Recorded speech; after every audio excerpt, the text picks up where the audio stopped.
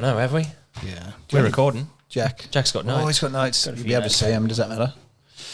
You be able to see No, me, I don't mate. care. Camera. Doesn't matter, mate. No, Keep them there. you can leave it. Who cares? Have Go you- for your life, man. If you got notes, that's fine. Do you want your trailer back? Yes, please. When do you want it back? Once it's serviced. Where do you take it for a service? Yeah. Do you know any good mechanics in town? Yeah, no one. One? Yeah. Just one. We'll charge you though. Before Yeah. Saturday would be great. Before Saturday. Yeah. I'll do it tomorrow or something. I'll have to do it around Harvey. Kid. Dad? Yeah. Yep. Yep. How's that going? Let's start with that. Because Yeah. No, we're starting to get into a bit of a groove now, which has made life a lot simpler. Them first couple of weeks are a bit of a whirlwind, that's for sure. Yep. Sort of, you think you're prepared, but you're definitely not at all. How'd you go settling into new normal? The first probably a month, I reckon. It was probably until I went back to work. Like that first period of time, you just feel like you're not even living in your own house. Like, you know, you get up, your routines that you used to have aren't the same anymore. So you're sort of thinking all the time of what you got to do. Have I done this? Have I done that? So yeah, like you have moments. Well, I know I did. Like think, fuck, I had it pretty good before now, and what have we done? he's in the way. This is way worse than a second dog. You can't lock him outside. Well, Frowned upon. But no, it's Yeah. great. And like once I got back to work and started getting a bit of a routine and started going back to the gym and all those sorts of things, it's just the new normal now. how old's he now? 3 months. Yep. It's getting there. Wow.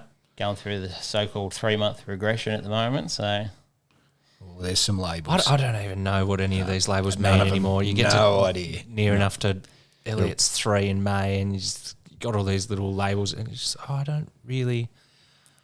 Yeah, I don't know. I don't know who came up with this book for when kids done certain things because our kids sure as shit didn't follow the standard procedure that's meant to come out of the baby. Yeah.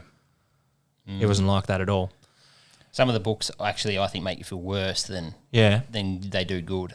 Like I started reading one for a bit and put it down and thought, Nah, mate. I feel shit. Like what we're doing's working. Let's just roll with that. Yeah. And there's good parts in them. Don't get me wrong, but yeah, there's a lot of shit in it. I think they set unrealistic expectations. Using English, you'd read these books and you think you're going to do it this way, but it doesn't work. And you've got to be able to adapt and change to that and meet what your kid's giving you versus what the book said to do. Yeah.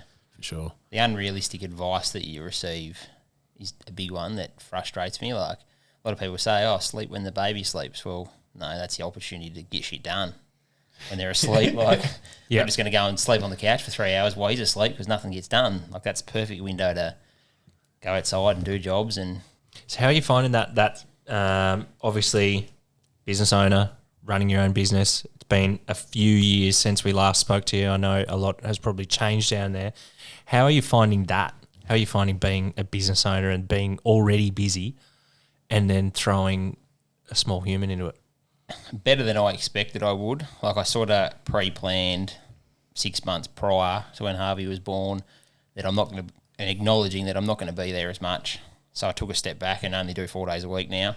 So I've since put another employee on who we sort of job share a bit. We do the same role. So if I'm not there, it doesn't just come to a grinding halt in the office or what I'm doing. He sort of just picks up from where I left off. So which works excellent. Like so. There's no downfall. Like I used to have a day off and come back to work and there'd be a pile of stuff to do. And then I'd be sitting there scratching my head, not knowing what way to turn, thinking, what's the point? I might as well be here.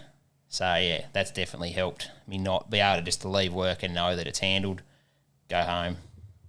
And that was obviously would have been a tricky decision for you to make because, like, the cost and also giving away some of your own, I don't want to call it power as a owner, but when it's your business, like you want to make sure things are like, I guess giving someone else the trust or having that trust in someone else to be able to do that work. Like how was that fit? Early you? days it was a challenge. Like prior to that happening, if I was, if anything that happened, I knew about it. Like I was across everything. If someone come in and there was an issue, I remembered it, I knew what was going on. But yeah, I've had moments since where something's happened while I've been away and I haven't been brought into the loop for, it's been handled or something like that. And then, yeah, I'm standing there scratching my head like, shit, like, I'm in my own business, I don't even know what's going on here. So, yeah, that part of it's probably the most trickiest part. Like, I've got 100% trust in all of our employees, so that makes it a lot easier to know that, you guys make a decision and I'll back you. End of story sort of thing. So, yeah. But, yeah, it's definitely different. Yeah. How are you finding the difference in relationship now that you've got that little human, and obviously, I found that your relationship becomes different with your partner. So, like, you and Simone have been together for quite a lot of years. Those little fuckers take some time away, don't they? Don't they? Jeez. Yeah. Yeah. Yeah, they like people tell you that, your relationship will go on the back burner a little bit and you're just there to keep him alive, or keep the baby alive for that first period of time. And it is true, like, yeah, you're just so busy and so much going on that you do forget to just, I don't know, spend a bit of time together when you get the chance. So, yeah, definitely it takes its toll. They do say that if you want to test a relationship out, you either have a baby or buy a caravan and then get them to guide you in somewhere. So we've done both in the last 3 months, so we'll see how we go in 12 months' time. Yeah, geez, that's a bold move.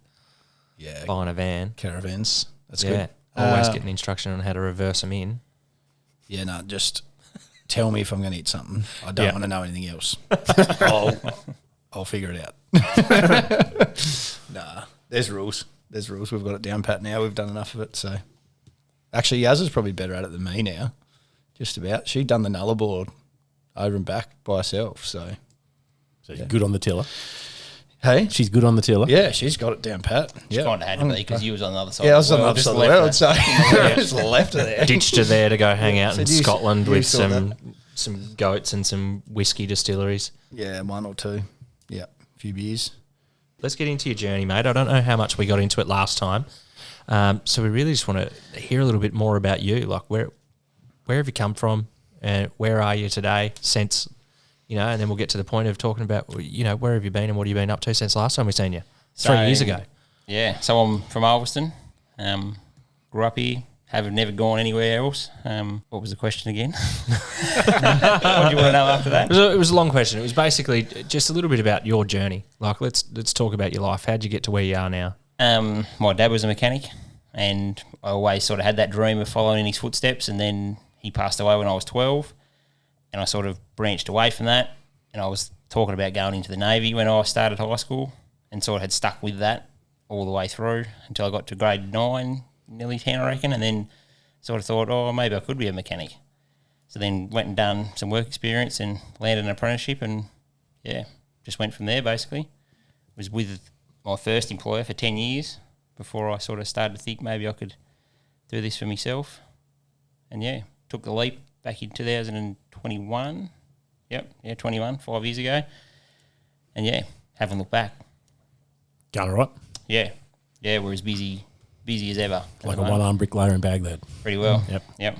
How was that decision to go and do it? Like, you obviously wanted, the name, and not chasing the name, but you wanted your own brand as such. Yeah. You're passionate. You're good at what you do. You want to be able to stick your own name to it, and obviously, you also want to set yourself up financially and do it that way as well. So it's better to be doing it for yourself and someone else.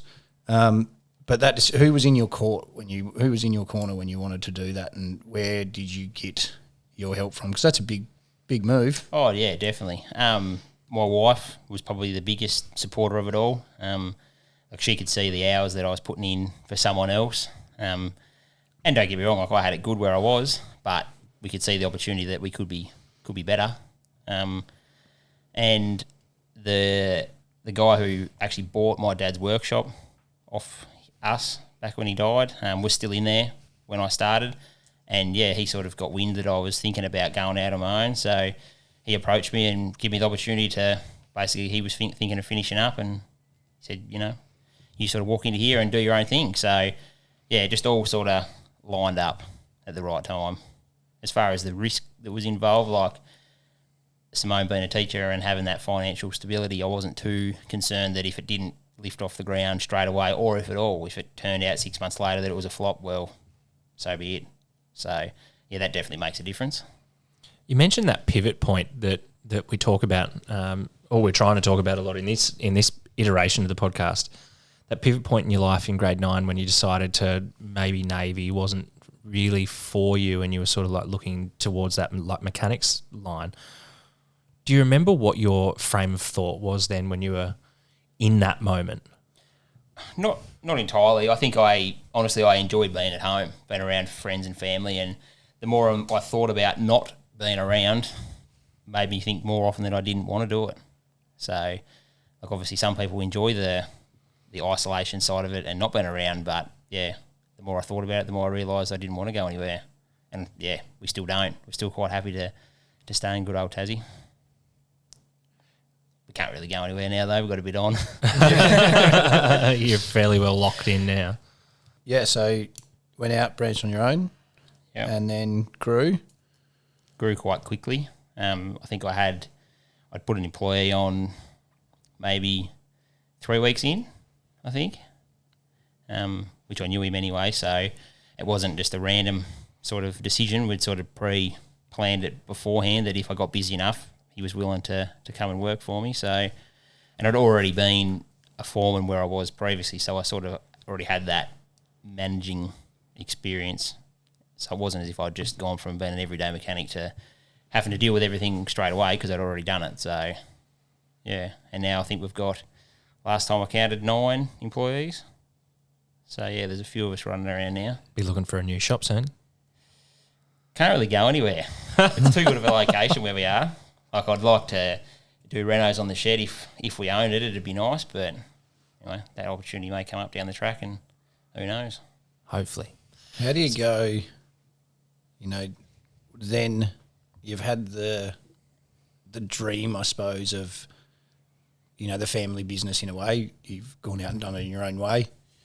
Then you've got the house, you're married, in that order, I think.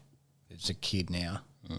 Another house. You've got the business, and you've moved into what would probably be a forever home potentially for you. What's next? Like, are you just going to ride the wave of content and be happy with where you're at? Or, and how do you have you come to that realisation? Is that where you're at now? Yeah, I actually think I am. I'm not quite finished at home. Like, I'm not 100% happy with how everything is yet. But a few more trees out of the front yard, I reckon. There's only one left to go, but it might die here shortly. So. Hopefully Simone doesn't listen to this. Yeah, I she will. She's all right. What's she going to do when it's laying on the ground? They do say ask for forgiveness, not for permission. 100%, yeah. You'd nearly get that tattooed on you, I reckon. I ever since school and then left, I've always had things on the go the whole time. Like, we bought our first house, spent 5 years, just every chance we got doing stuff to it. So we were always busy, and we did miss out on a lot of trips away and doing things with friends because we were so busy getting all these things done. And then just as we got that to a point where we were happy, we sold it, bought another house, started all over again. In the middle of that, the business had started, so I was busy doing that. Like, the hours that I've spent out of ordinary work hours as such would be scary. But I'm grateful that I've done it now. And yeah, I am at a point where we're pretty well ready just to spend our weekends and long weekends, hook onto the van and off we go. And especially now, I want to look back in 10 years' time, especially when Harvey's at the point where he's not wanting to spend time with us. He wants to be off with his mates and doing stuff, and knowing that we have put in as much effort as we can to make those memories. Because I didn't, admittedly. I didn't have that with my dad. He was busy working, fishing, and I wasn't too into it back then. So, yeah, we didn't probably spend too much time together when I was young.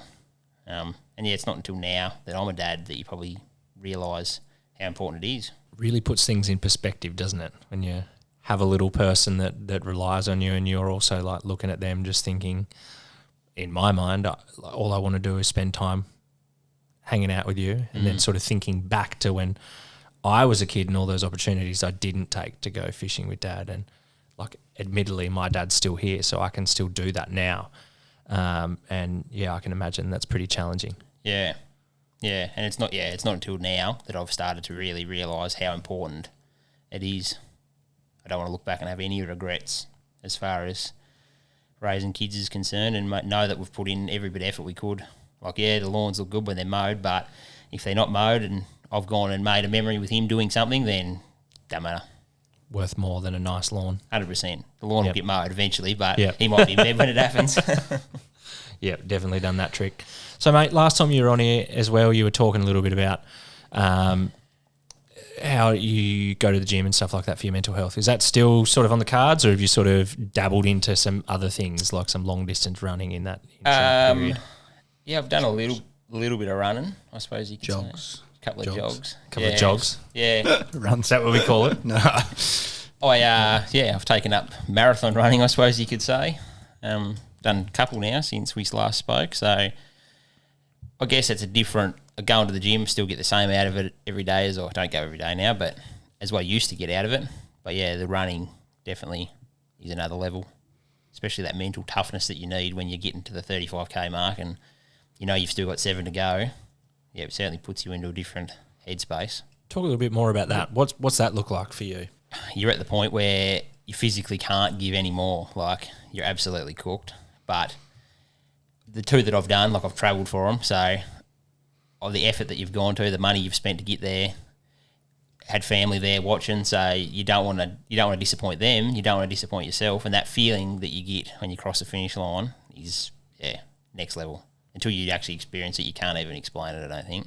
Does it become more of almost doing it for external factors rather than your own sort of internal thoughts as a push through, if that makes sense? Like, probably not. Like, when you're doing it, you get probably every 10Ks, you think, never do another one of these. Why are you doing this?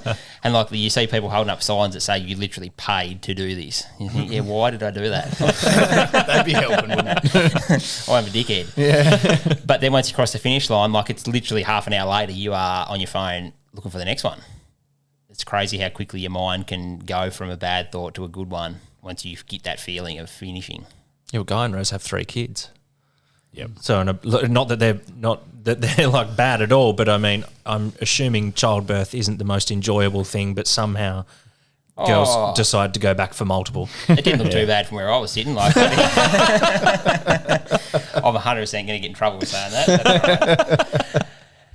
But yeah, people whinge about kids and how hard they are, but most of the people that say that have got 3 or 4. Like, Yep. if it was that bad, why have you got more?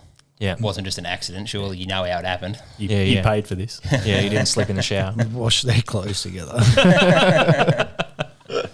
Oh dear. What do you go to? Are you music in your ears when you're running or not? Most of the time. Do you? Yeah. Like, I did a fair bit, especially the long distance training with a friend. So we'd take our AirPods, but we wouldn't listen to anything. We'd just talk the whole way. You just have moments where you might go half an hour and not say a word to each other, and then you just start talking again. And like, the girl that I was training with is best friends with my wife, and yeah, we'd talk about things, and then I'd get home and Simone would go to tell me something like, yeah, I know, house already told me that. Hurry out, like. So yeah, I don't know. It depends. Like, I have moments where I don't even bother taking my AirPods if I go for a run. Just nice to have that peace and quiet. And then other times, couldn't think of anything worse of not having anything. Yeah. Like, it's funny. Just depends what you've been doing through the day, I suppose. To what you need. Yeah. Need some time to download and clear the head sometimes, yeah. That's right. I did start listening to a few podcasts when I was running, but then I was finding that I'd get to the end of it and I'd have to re-listen to it because I wasn't focusing on it properly. Really listening. Yeah, that's right. Like, you sort of hear bits and pieces of it, but not to a point that you actually took it in. Just using it as noise, basically. Yeah, that's right. So you might as well not have anything on, I think. Yeah, I found that myself trying to listen to podcasts and do work where, because my desk is very much computer-based, so you're at a desk all the time, and I'd try and listen to a podcast and I'd get sort of halfway through and you're either not listening to the podcast properly or... You've typed some random shit on your computer. Yeah, you've typed what you heard in your podcast on your screen. Fuck, that's not quite right. And then I decided at that point that the only thing I'd listen to would be really sort of, basic music, and it would be on so low that it's just that background noise in the background, just really while I'm doing work. But if I want to listen to a podcast, like, I want to get something out of it. So that's why you got to actually actively listen to what you're listening to. That's what I think. When do you have time to do that? driving to work. That's about it. I was listening to podcasts going to work. Like I used to do Joe Rogan. And you have to listen to it in like 15-minute bites. Yep. It's like, nah, no good. Yeah, it's frustrating when you're doing that, isn't it? Yeah. You nearly have to then go back 5 minutes from where you finished and listen to that again because you don't link it up. Yeah, 2 steps forward, 1 step back. Yeah. Yeah. It's really difficult to find. It's really difficult. It's probably a good segue into finding time. Like it is really difficult as a parent with just one kid to find time to just do you stuff. How are you managing that sort of 3 months in? Better.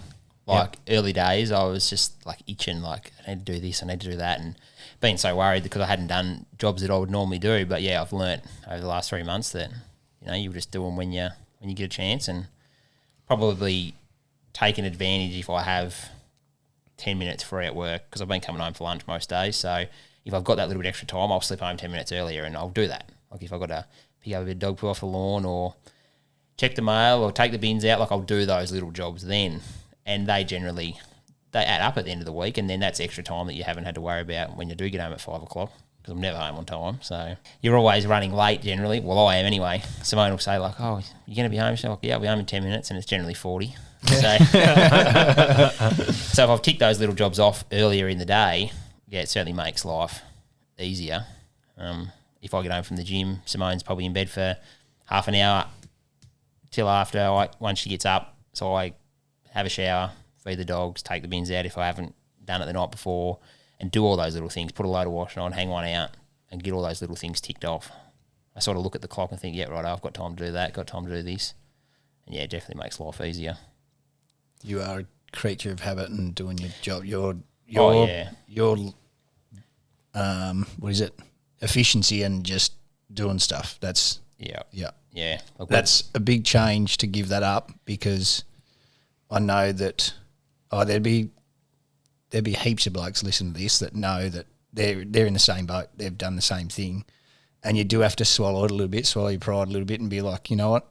Yeah, the grass isn't fucking mowed, or I didn't get the bins out on time, or damn, I left the dishes. Like, I struggle with that sort of stuff real bad too. Like, and it does take its toll on you. But what do you do to like remind yourself that it's okay? Like, I've got to remind myself all the time. Oh, it's okay. It is okay. It's okay. You haven't done it. To be honest, pick Harvey up. Yeah, right. That's all it takes. Like if I think, shit, why have I not done that? If he's laying on his mat in the lounge room, and I'll just go over, pick him up, and that reminds you that's why the houses might be a bit messy, or that's why you haven't done that job because you've been busy doing something for him, and it makes it all worth it. Like prior to Harvey, we used to be the sort of people that would get up and go to the gym the night before. Our clothes would be sitting on the couch, shoes there ready to go, like fully organised. Simone would get up before me, and she'd go in the bathroom. I'd get up, make the bed. This is 4:45 of the morning. Like I would feel shit driving to the gym if I hadn't made the bed. Because I knew when I got home it was done. Like, don't have to worry about that. We said at the start when we were discussing we're not going to do the make your bed thing. That's what we talked about. Here we are. Exercise, make your bed. Fucking hell. Yeah, we're already starting it again already. The same shit. Yeah. No. Yeah. But in saying that too, like if the bed doesn't get made now, like it's not the end of the world, but it still chews you up a little bit. It does. I sort of have to walk past the door like this, so I why would I made just the sitting bed? at work thinking, fuck, I wonder if Simone's made the bed this morning. Yeah. Well, there's been if she's been in there and I'm about to go to work, like she'll get up 5 minutes before I go, and I'll slip in there and quickly make that, and off I'll go. So that just stops people getting back in it. Yeah, that's right. Yeah. I know people that get in an unmade bed of a night and like something wrong with them if they do that. Are you one of those crazy people with a top sheet? Oh, are you? Yeah. Oh, no. I live in Tasmania, it gets bloody cold. She's Just get a bigger doona. fuck all. It's this thing. Your feet hanging out the bottom.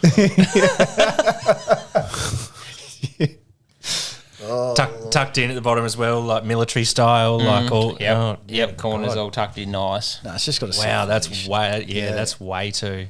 Like Sundays are our bed change days as such. So like, got up this morning, stripped the bed, chuck a load on, got a drawer under our bed, pull the new ones out, bang them straight on, all in the space of 5 minutes. This is impressive. Got to leave Yeah, your bed I know. unmade for the whole day. Didn't Air wash them out. today because obviously the weather, so I'll bang them on tonight, hang them out Yep. probably just before I go to bed. Check the weather. She's a good day tomorrow. Oh, mate, you're making the rest of us look bad. Yeah, Sweet. definitely. I've got a good. Well, Stewie. I always send Stewie Snapchats of doing these things, and he always rips into me about. You sent Stewie a picture of you making the bed. No, like anything that I've done, like if I do something with Harvey or whatever, and he's like, "You're making the rest of us look bad. Like you need to stop it. You're setting the bar too high. Yeah. Just got to keep up." No, that's it. Best question I sort of, when you sort of talk about chores that you might not have done, will anyone die if it's not done? That's a good sort of recentering question to make. No, they won't. But if they do, at least the bed was made. Yeah, if they come He's in, heard that one before. Someone's challenged him on that one, I reckon. I reckon. He had that quickly lined up, didn't he? we find it difficult with just even going to the gym. Like, when do I go? When does Olivia go? So that, like, you know, Elliot doesn't have to be there all the time. Yeah. Doesn't have to just sit in the pram and do that kind of thing. But he's also at that time now where he doesn't want to be in the pram and he wants to run around. And Lift weights. when you're flinging he does that too. When you're flinging bars around though, like you can't really, and swinging off bars and stuff, you can't That's necessarily have him sort of send it around our gym. Our gym's a little bit like that with a shit ton of kids like running around everywhere though, so they make it work, and that's it's really good. But it is a challenge. It's the normal though, isn't it? Like mums or parents, if they want to go, they've just got to make it work sometimes. So they're the things that they got to do. So we sort of alternate days. Simone's just started back, so I sort of let her set the days that she wants to do, and then I'll just work around that. You tell me the days you want to go this week, and then I'll go on the opposite days. Yeah, if I get 3 in a week, I'm happy with that at the moment. Yeah. I was doing 6 before Harvey was born, and then just went cold turkey to none for a few weeks, which was quite tough, but I thought I'd build myself up a buffer, try and get real in front, and then I could have a couple of weeks off, but it was the worst thing I ever done. Did it work? No, I should have done the opposite. I should have wound back slowly because I just went to doing nothing and just had no energy, and I was just absolutely cooked. Yeah, right. Felt so much better after the first day. I got out for a run, maybe a week in. Just, felt amazing after I got home. So, How long does it take you to prep and practice going for your runs? Like, you just out for half a day? depends. Depends on the length of the run. Yeah, but what's an average run before you go out for your marathon, like when you're training for your marathon? So, in the 12 weeks before, doing 60 Ks a week sort of thing. So, do a recovery run on a Tuesday, do intervals on a Thursday, and then do a long run on the weekends. And like they start at about 20, and then generally, depending on how much time you've got, they'll progress to maybe 1K per week. Like we got out to 36 Ks in the last couple of weeks. Shit, Which I is- reckon I'd need to have a cut lunch to run 36 Ks. Which is 3.5 hours. Like it's a massive. You're Yeah. out for a long time. So yeah, by the time you get home, shower, and sort of regather yourself, it's lunchtime. Yeah. And then if you've got a few jobs you got to do, You'd be dead for the day, wouldn't you? pretty well. Yeah, Yep. yeah, it cooks you. Like as you go and you learn more things, you're more prepared, and you carry water and gels and all these little bits and pieces. So you learn, and it definitely makes a big difference at the other end. If you can suck a litre of water into you during that, you recover a lot quicker. Like for a while, we'd go home, have a shower, then go to the sauna afterwards to recover. So there's an hour that it's added. So yeah, it'd be 3 o'clock in the afternoon before you'd really finished. So the whole day of a Sunday was taken up running. What's a recovery run? Because those words don't belong together.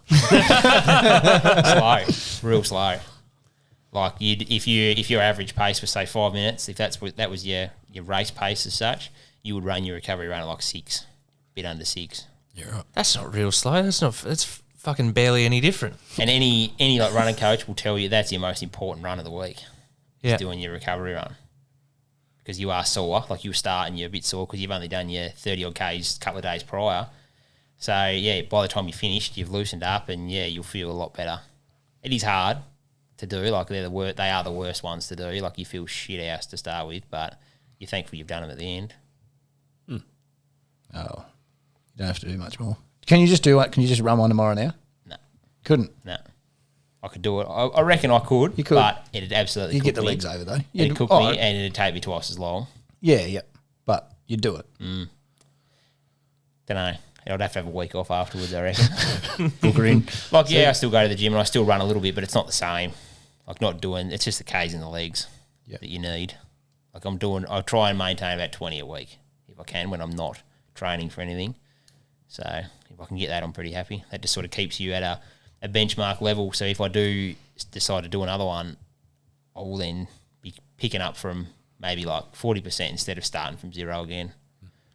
What was, going back to points in life, what was the point in life that made you decide that I'm going to go from doing pseudo CrossFitty sort of stuff at the gym to I'm just going to be Forrest Gump? Yeah, what was your Forrest Gump moment? Probably just started hanging around like-minded people that enjoy running, really, is where it all started. Like, I used to do a little bit here and there. Like, I'd sign up for the Burnie 10 every year and think, yeah, I'm going to train this year, and I'd get to like a week out and think, fuck, I haven't done any training this year. That was silly, and do it. And I had a goal, like, always, I want to do it under an hour.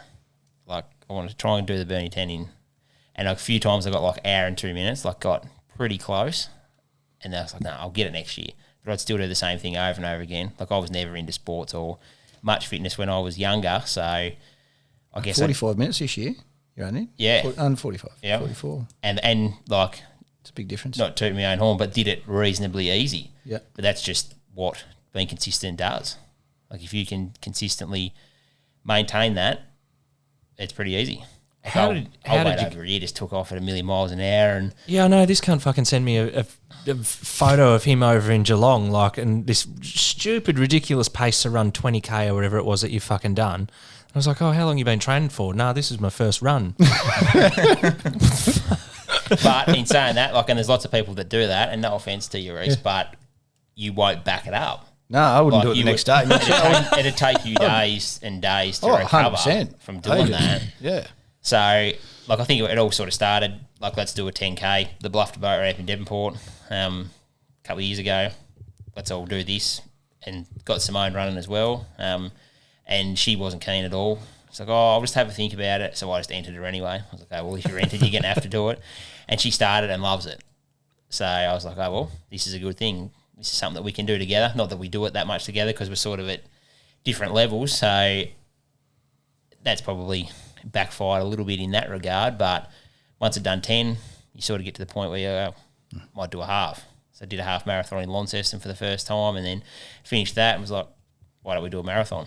So you sort of just gradually go from there. I'm not too interested in doing any further distance than that. Like, I'm quite happy to stick to that. I have set myself a goal to do one every year for the next 10 years. So Not going to do a backyard ultra? don't think so. They're stupid, those bastards. They are. But credit to them. Like, Have you seen them? They're nuts, aren't they? They do a fucking good job. This doesn't make any sense.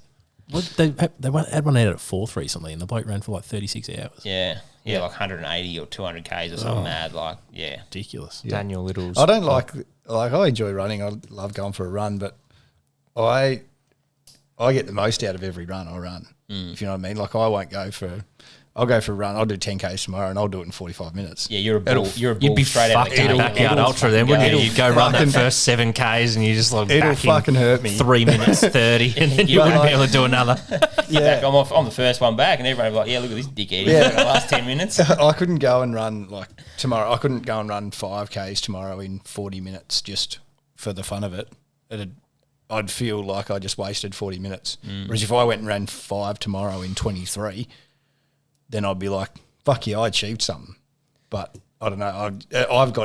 I don't run all the time. I just run sometimes. You've got to be able to see the end goal. Yeah, I think is the biggest thing. And you've also, there's a fine line between like running for the love of running and then running too much that you get to the point where you're like, I'm so over this. Like, Yeah. getting up early every morning. Like, every marathon that I've done, I've trained through smack bang through the middle of winter. Yeah. So, like, there was one last year. I did Gold Coast last year, and I was doing a run. I ran from Ulverstone to Penguin, and it was 4:30 in the morning, freezing cold, like it was 0. It was so cold. Head torch went flat. AirPods wouldn't work. So here I am running along Penguin Road in the pitch black dark. It's like, just got to get it done. Like, I've come all this way. I've got out of bed early. I could have stayed in bed, but I'm up now. Might as well just keep going. Yeah. And yeah, you're like, you do get a bit lonely. You're like, shit, like, what am I doing out here? So you've got to be careful that you don't commit too hard that you get to the point, because you do 10, 11 weeks of your training and you're like, I'm fucking so sick of this. Like, can this just be finished with? So you got to remember why you're doing it. Yeah, knock the wind out of your sails. It does, yeah. What's the main mental motivation that you sort of like, what stops you from just quitting? Because you're not doing it for anything. No, setting a goal, basically. Like I'll set a goal before I'll start training. I want to run it in this time and just work towards that. Just making a commitment. Yeah, that's right. And like I think I am a pretty committed person. Like once I make a plan, Make your bed. that's right. Yeah, if I decide I'm going to do something, I do it. Simone hates it because I do get fixated on things. Like once I've decided, made my mind up, that's it. There's no change of my mind at all. So yeah, and once again, you paid for it. So why would you pull out? If you didn't want to do it, no one's forcing you to be there. I can't think of anything worse. I could go to a CrossFit competition for 2 weeks. Or 2 weeks, 2 days. There's no way in hell I could go run for 43 Ks. Yeah. Just in my own head as well. How do you manage that? How do you manage just listening to music, or like how do you manage your own thoughts for 4 hours? You Like sort when you're in of the hurt locker, when you're you come and go. Like you'll be real high at one point, but like, yep, I'm cruising along, I'm doing well, I'm bang on the pace I wanted to be, and then all of a sudden you might have a moment where you get a bit of a cramp or a bit of your pace will drop off, and you'll think, I can't do this. Like I'm not gonna. And then all of a sudden you might get a few Ks up the road, and you'll pick back up again. And the last probably 10 Ks of any marathon that I've done, like once you start seeing the other people around you struggling, like you just go past someone and just give them a bit of a nudge and say, "You're right, mate, keep going." Like, and it's not until that happens to you, like someone will do that to you, that you realise how powerful that was, and that honestly keeps you going. Like I said before about the people holding the signs up saying that you paid to be here, like they do lift you towards the end. Like you're thinking, "No, I cannot do this," and you'll see a sign up somewhere. When I did Melbourne, which was the first one that I'd done, I was maybe 35 Ks in, and I was cooked. I was slowing down and getting like real bad cramp. And then I got a message on my phone from a wife, and she said, "Oh, there's some people here to see you." And I didn't really have any idea who it was. And just that message just picked me back up, got back onto my target pace, finished no worries at all. The fastest 2 Ks, the last 2 Ks was my fastest of the whole 42. Like that shouldn't happen. You should be reasonably steady, but you should drop off a little bit at the end. But I was just, the adrenaline, and I was just by that one text message, just got me up and about. Pretty cool. How do you take that into your normal life? So like that drive and determination to just do something that you've created a goal for. How does that translate into just life outside of marathon running? Just like grinding it out. Yeah, just grinding it out, just getting shit done, just continuing on regardless of how shit you might feel in the moment. Yeah, to a point. I suppose you stop and think, like, people are generally what I'm doing. Like, people are relying on you to do a good job or to fix something. So if it gets shit and it gets hard, there's no way out. You've just got to get it done. Same as at home, I suppose. Like, if times are tough, people are relying on you. Simone's relying on me to help out and to pick up the slack. So what option do we have? You can't give up. Just keep going. What about help? Like, how do you, like, you're very, like, get it done and such on. But where would you look, or what do you think you'd do if you go, I need help to get this done? Up until recently, like, I used to be someone that, like, I'm not paying someone to do that. Like, I can do that. Yeah. Or at work, like, I wouldn't sub a job out or do anything like that. We can do that. But yeah, I've learnt that you don't have to do everything, and it is okay to take a step back and to maybe sub a job out or to pay someone to do something at home. There's no harm in that. It's not failing as such. It's probably just being smart. Yeah. You probably see that with the employees too, being able to go, look, they might not do it exactly how I want to do it, but it gets done to a standard that's 90-95% of what I do, so that's okay. That's right. And I think that's a big part of being a boss and knowing what people's strengths and weaknesses are, and giving someone, not setting someone up for failure. Like, don't give someone a job that you don't think that they can do. Yep. So yeah, pick your battles and don't create any more problems for yourself in the process. I think that's solid sesh. I think that's a solid sesh. I think that's a pretty good spot to wrap her up, Jack, and thank you. And thanks for sharing your journey of being a dad and being a marathon runner and everything that you've sort of seen in that space. I wouldn't say I'm a marathon runner. I'm just a bloke that runs marathons. Marathon runner. What's the difference? You've done a couple. Talk to me once I've done 10. Yeah, well, definitely we'll pull you up on that. What's that? 10 years time? Well, let's see if this 8 years time. Let's see if the podcast is still going. Maths. Thanks, legend. Cheers. Thanks, mate.